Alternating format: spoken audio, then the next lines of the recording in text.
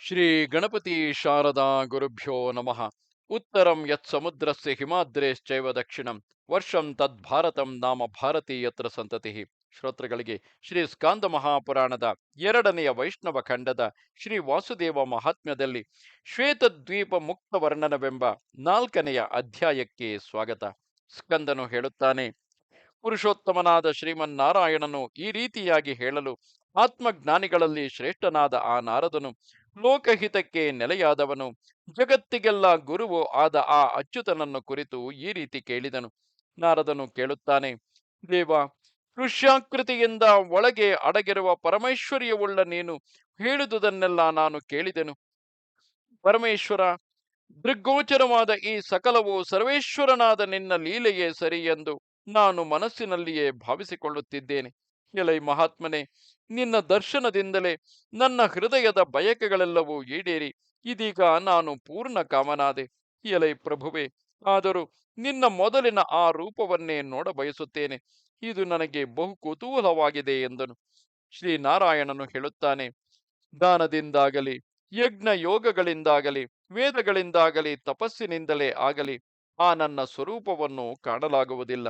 ಎಲೈ ನಾರದನೆ, ಏಕಾಂತರಾದ ಭಕ್ತಶ್ರೇಷ್ಠರಿಗೆ ಮಾತ್ರ ಅನನ್ಯವಾದ ಭಕ್ತಿಯಿಂದ ಅದನ್ನು ನೋಡಲು ಸಾಧ್ಯವಾಗುತ್ತದೆ. ನಿನಗೆ ನನ್ನಲ್ಲಿ ಅನನ್ಯವಾದ ಭಕ್ತಿಯಿದೆ. ವೈರಾಗ್ಯದಿಂದ ಕೂಡಿದ ಜ್ಞಾನವು ನಿನಗೆ ಸ್ವಧರ್ಮವಾಗಿದೆ. ಆದುದರಿಂದ ಸುರೇಶ್ವರಾದಿಗಳಿಗೆ ಕೂಡ ಪಡೆಯಲು ಬಹುಕಷ್ಟವಾದ ಆ ಸ್ವರೂಪದ ದರ್ಶನವನ್ನು ನೀನು ಪಡೆಯುತ್ತೀಯೆ. ನಿನ್ನ ಭಕ್ತಿಯಿಂದ ನಾನು ಸುಪ್ರಸನ್ನನಾಗಿದ್ದೇನೆ. ಆ ಸ್ವರೂಪವನ್ನು ದರ್ಶನ ಮಾಡುವುದಕ್ಕಾಗಿ ನಿನಗೀಗ ಅಪ್ಪಣೆ ಕೊಡುತ್ತೇನೆ. ಶ್ವೇತ ದ್ವೀಪಕ್ಕೆ ಹೋಗು, ಓ ವಿಪ್ರವರ್ಯ. ಅಲ್ಲಿ ನಿನ್ನ ಈ ಮನೋರಥವು ಸಿದ್ಧಿಯಾಗುತ್ತದೆ. ಸ್ಕಂದನು ಹೇಳುತ್ತಾನೆ, ಬ್ರಹ್ಮಪುತ್ರನಾದ ನಾರದನು ಈ ಮಾತನ್ನು ಕೇಳಿ ಆ ಪುರಾಣ ಋಷಿಯನ್ನು ಪೂಜಿಸಿದನು. ಬಳಿಕ ಉತ್ತಮ ಯೋಗಯುಕ್ತನಾದ ಆತನು ಆಕಾಶವನ್ನು ಸಾರಿ ಮೇರು ಪರ್ವತದಲ್ಲಿ ಥಟ್ಟನೆ ಕೆಳಗಿಳಿದನು. ಆ ಪರ್ವತದ ಶಿಖರದಲ್ಲಿ ಆ ಮುನಿಯು ಏಕಾಂತವನ್ನೈದಿ ಮುಹೂರ್ತ ಕಾಲ ನಿಂತನು. ನಿಂತು ನೋಡುತ್ತಿರುವಾಗ ಅದರ ಪಶ್ಚಿಮೋತ್ತರ ದಿಕ್ಕಿನಲ್ಲಿ ಅತ್ಯದ್ಭುತವಾದ ದ್ವೀಪವೊಂದನ್ನು ಕಂಡನು. ಕ್ಷೀರ ಸಮುದ್ರದ ಉತ್ತರದಲ್ಲಿ ಆ ದ್ವೀಪವಿದ್ದಿತು. ಅದು ಶ್ವೇತವೆಂಬ ಹೆಸರಿನಿಂದ ಪ್ರಸಿದ್ಧವಾಗಿದ್ದಿತು. ವಿಶಾಲವಾಗಿದ್ದಿತು. ಬಿಳಿಯದಾದ ಜ್ಯೋತಿ ಸಮೂಹದಿಂದ ಸುತ್ತಮುತ್ತಲೂ ಅತ್ಯಂತ ದೇದೀಪ್ಯಮಾನವಾಗಿ ಬೆಳಗುತ್ತಿದ್ದಿತು. ಮಾವು, ಹಸನ, ಅಶೋಕ, ಅಮ್ರಾತಕ, ನಿಂಬ, ಕದಂಬ, ನೀಪ, ಬಿಲ್ವ, ಮಧುಕ, ದೇವದಾರು, ಪ್ಲಕ್ಷ, ವಟ, ಕಿಂಶುಕ, ಚಂದನ, ಸರ್ಜ, ಸಾಲ, ಹಲಸು, ಹೊಂಗೆ, ಕೇದಗೆ, ಸಂಪಿಗೆ ಮುಂತಾದ ಫಲಪುಷ್ಪ ವೃಕ್ಷಗಳಿಂದಲೂ, ಕುಂದ, ಜಾತಿ, ಸುರಮಲ್ಲಿಕೆ ಈ ಮೊದಲಾದ ಪುಷ್ಪಲತಾ ವಿತಾನಗಳಿಂದಲೂ, ಹೂವು ಹಣ್ಣುಗಳಿಂದಲೂ, ಜೋಲು ಬೀಳುತ್ತಿರುವ ಇತರ ವೃಕ್ಷಗಳಿಂದಲೂ ಆ ದ್ವೀಪವು ಆವರಿಸಲ್ಪಟ್ಟು ಕಂಗೊಳಿಸುತ್ತಿದ್ದಿತು. ಆ ಶ್ವೇತ ದ್ವೀಪದಲ್ಲಿ ಕಲ್ಪ ವೃಕ್ಷಗಳ ಅನೇಕ ತೋಪುಗಳು ತುಂಬಿ ಕಂಗೊಳಿಸುತ್ತಿದ್ದುವಲ್ಲದೆ ಅದು ಚಿನ್ನದ ಬಾಳೆ ಅಡಿಕೆ ಮರಗಳಿಂದೊಪ್ಪಿ ಮೆರೆಯುತ್ತಿದ್ದಿತು. ಅನೇಕ ದೊಡ್ಡ ದೊಡ್ಡ ರಮ್ಯೋದ್ಯಾನಗಳಿಂದಲೂ ಚೆನ್ನಾಗಿ ಅರಳಿದ ತಾವರೆಗಳಿಂದ ಕಂಗೊಳಿಸುವ ನದಿ ಮತ್ತು ಸರೋವರಗಳಿಂದಲೂ ಮನೋಹರವಾಗಿದ್ದಿತು. ಹಂಸವೇ ಮೊದಲಾದ ಪಕ್ಷಿಶ್ರೇಷ್ಠಗಳಿಂದಲೂ ಅಲ್ಲಲ್ಲೇ ಓಡಾಡುತ್ತಿದ್ದ ಮನೋಹರವಾದ ಮೃಗ ಸಮೂಹಗಳಿಂದಲೂ ಅವುಗಳ ಇಂಪಾದ ಧ್ವನಿಗಳಿಂದಲೂ ಆ ಶ್ವೇತ ದ್ವೀಪವು ಸೊಬಗೆರಚುತ್ತಿದ್ದಿತು. ಅಲ್ಲಿ ಸ್ಥಾವರ ಜಂಗಮ ಜೀವಿಗಳೆಲ್ಲವೂ ಮುಕ್ತಿಯನ್ನು ಪಡೆದು ವಾಸ ಮಾಡುತ್ತಿದ್ದವು. ಅಂತಹ ದ್ವೀಪವನ್ನು ನೋಡುತ್ತಿರುವಂತೆಯೇ ಆ ನಾರದ ಮುನಿಗೆ ಶ್ರೀ ಪುರುಷೋತ್ತಮನ ಭಕ್ತೋತ್ತಮರು ದೃಷ್ಟಿಗೋಚರರಾದರು. ಅವರೆಲ್ಲರೂ ಅತೀಂದ್ರಿಯ ಶಕ್ತಿಯುಳ್ಳವರು, ಸಮಸ್ತ ಪಾಪಗಳು ಪರಿಹಾರವಾಗಿ ಹೋಗಿರುವವರು, ಬೆವರು ಮೊದಲಾದ ಸ್ರಾವವಿಲ್ಲದವರು, ಸುಗಂಧವನ್ನು ಬೀರುತ್ತಿರುವವರು. ಅವರಲ್ಲಿ ಕೆಲವರು ಎರಡು ತೋಳುಗಳುಳ್ಳವರು, ಕೆಲವರು ಚತುರ್ಭುಜರು, ಕೆಲವರು ಬೆಳ್ಳಗೆ ಬೆಳಗುವವರು, ಮತ್ತೆ ಕೆಲವರು ಹೊಸ ಮುಗಿಲಿನಂತೆ ಹೊಳೆಯುತ್ತಿರುವವರು, ತಾವರೆಯ ಎಸಳಿನಂತೆ ಕಂಗೊಳಿಸುತ್ತಿರುವ ಕಣ್ಣುಳ್ಳವರು, ಸಮವಾದ ಅಳತೆಯುಳ್ಳ ಶರೀರದಿಂದ ಕೂಡಿದವರು, ಮಹಾರೂಪವಂತರು, ದಿವ್ಯವಾದ ಅವಯವಗಳುಳ್ಳವರು, ಮಹಾಬಲಶಾಲಿಗಳು, ಎದರೆ ಹಾರಾಡುವ ತಲೆಗೂದಲುಗಳುಳ್ಳವರು, ಯಾವಾಗಲೂ ಕಿಶೋರಾವಸ್ಥೆಯಲ್ಲಿಯೇ ಅಂದರೆ 25 ವರ್ಷದವರಾಗಿಯೇ ಇರುವರು, ಸಮಸ್ತ ಶುಭ ಚಿಹ್ನೆಗಳಿಂದ ಶೋಭಿಸುತ್ತಿರುವರು. ಅವರ ಕೈಕಾಲುಗಳಲ್ಲಿ ಪದ್ಮರೇಖೆಗಳು ಶೋಭಿಸುತ್ತಿದ್ದವು.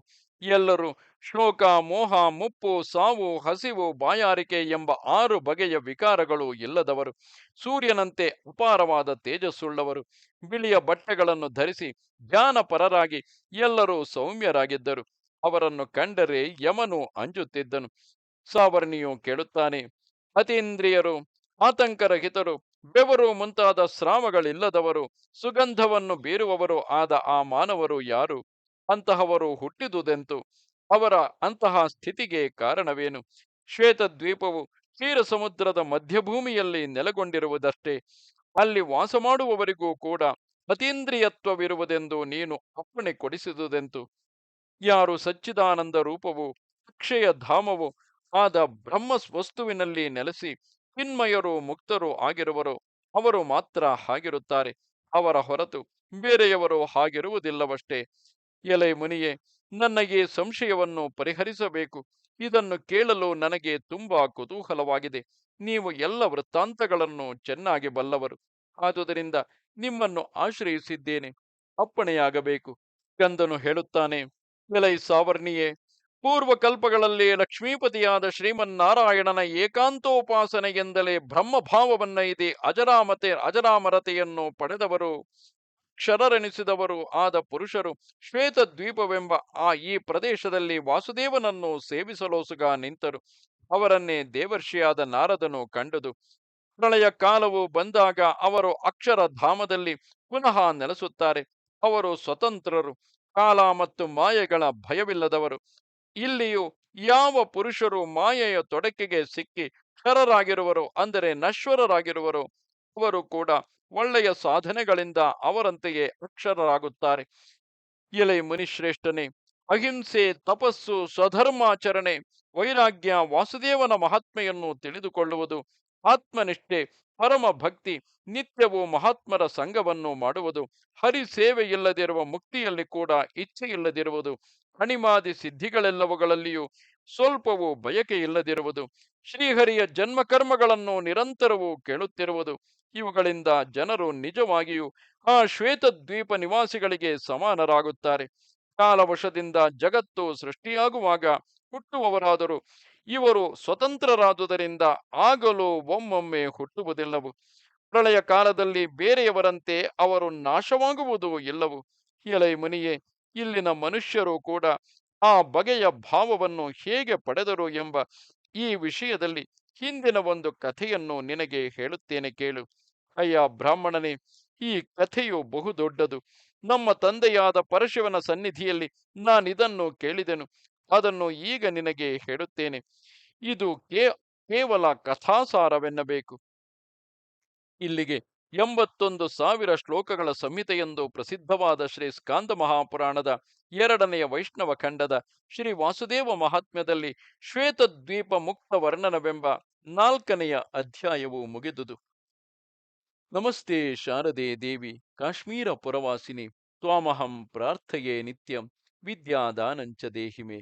ನಮಸ್ಕಾರ.